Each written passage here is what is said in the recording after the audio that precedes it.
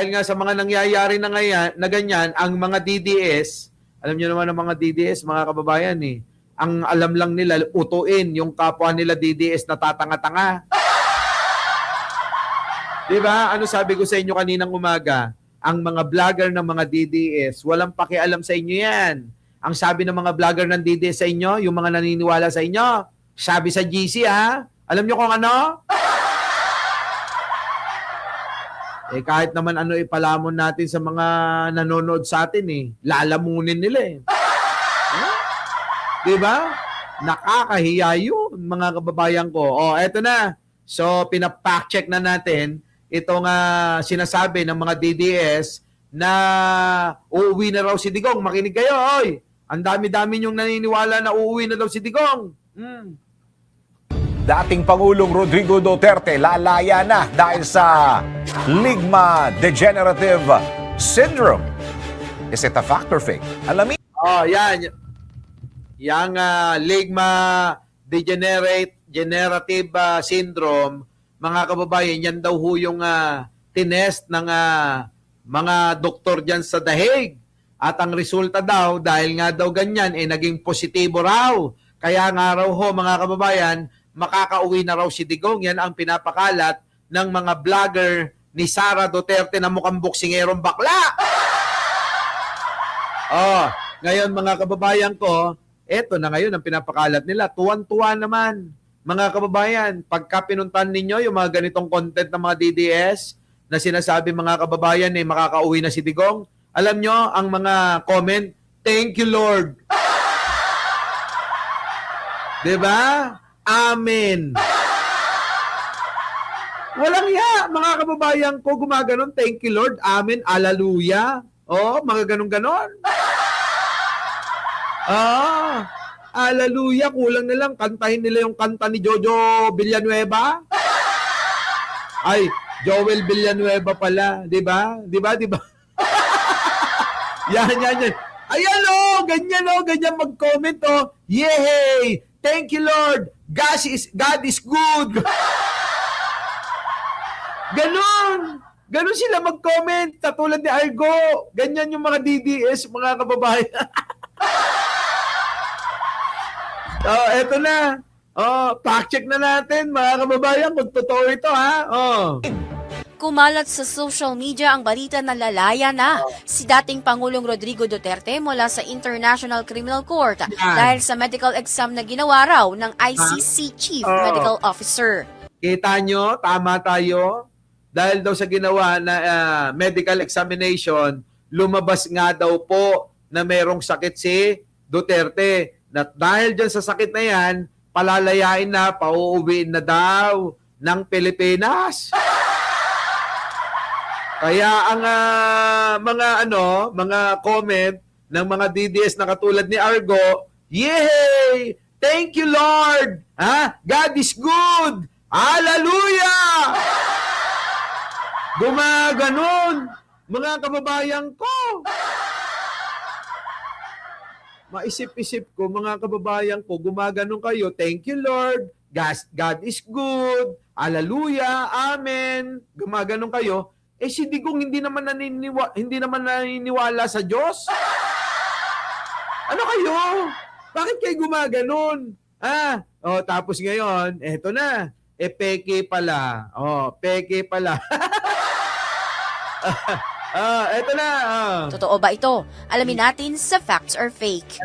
Alamin mo na kung totoo ba yan? Yan sinasabi nila na makakalaya na daw si Digong na pinaniniwalaan ng mga DDS na mga eengot-engot na mahina ulo. Na walang utak, mga kababayan ko. Eto na. tama o mali, kung totoo o hindi. Walang peke. DWIZ, fact or fake. May Facebook page na nagsabing ang mismong ICC Chief Medical Officer ang nagrekomenda na palayain si Duterte. Pero ayon kay Nicholas Kaufman, abogado ni Duterte, natanggap ng kanilang kampo ang medical report mula sa ICC experts. Pero confidential ito at hindi isinasa publiko. Ang peking code card ay may sinasabing si Dr. Stephen Wolf na may sakit daw si Duterte na Ligma Degenerative Syndrome at kailangan palayain. isa itong fake. Sinasabi ko na sa inyo, Argo, na mahilig talaga kayo sa peke, oh. 'Di ba mga kababayan ko? Etong mga DDS talaga, eto lang yung gustong balita. Salpakan nyo ng fake news, tuwan-tuwa. Sabihin nyo mga kababayan ko, si Duterte, abay umakyat na sa langit at nabuhay ng ikalawang araw. Oo, maniniwala. Oo. Ganon ang mga DDS, mga kababayan. O, tanungin nyo kay Argo. Sabihin natin, minsan gawan natin ito, katuwaan lang. Pwede ba? O, ito, tandaan nyo ito sasabihin ko, Minsan, bigla na lang ako magbabalita, napapaboran ko si Duterte. Ang balita ko, ganito. Duterte, umakyat na sa langit. Naluklok sa kaliwang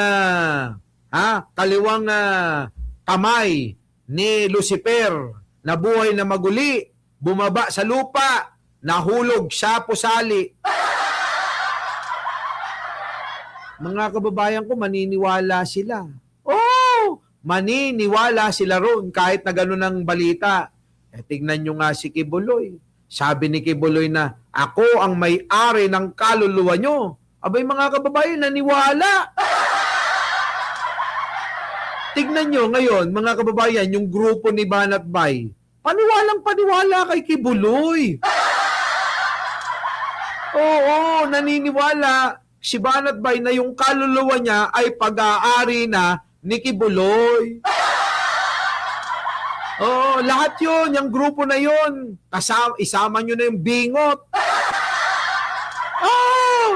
Aba mga kababayan ko, naniniwala sila na si Kibuloy ang may-ari na ng kaluluwa nila. O biruin nyo, pinaniniwalaan nila yon. O pero yung may-ari ng kaluluwa nila, yung may-ari ng kaluluwa nila, nakakulong. Grabe, no? Matindi yung mga paniniwala ng kulto ni Duterte. Nag-thank you, Lord. Yan po nila, di naniniwala sa Diyos. Yan na nga, sa madaling salita. Di ba? Grabe ka, Argo. Bakit ka naniniwala kay Kibuloy? Naniniwala ka bang pag-aari niya yung kaluluwa mo? Ang kaluluwa ni Argo ay pag-aari ni Kibuloy. Yan. Eto na. Kita, ayon sa aming research, ang Ligma Degenerative Syndrome ay gawa-gawa lang. At ang Dr. Stephen Wolf ay pangalan ng isang sikat na porn star na si Johnny Putik na yan, Bakit ba kayo ganyan? Pati ba naman porn star talagang ginawa nyo ng doktor,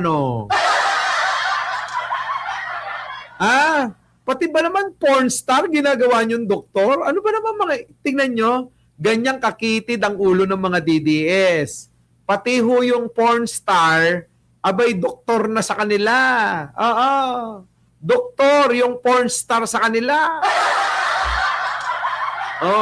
Di ba? Dami nyo ng argo dito, Yan ang doktor nyo na pinaniniwalaan nyo, porn star pala. Grabe. Matindi talaga itong mga DDS na to. Ayan na. At ang larawan ay mula sa TikTok video niya na naka-costume na doktora. Ang ICC medical officer ay hindi eksperto para suriin kung kaya ni Duterte na harapin ang korte. Kita nyo, sabi ni Kawatan si Tamba, magkano bayad sa iyo, host? Kita nyo!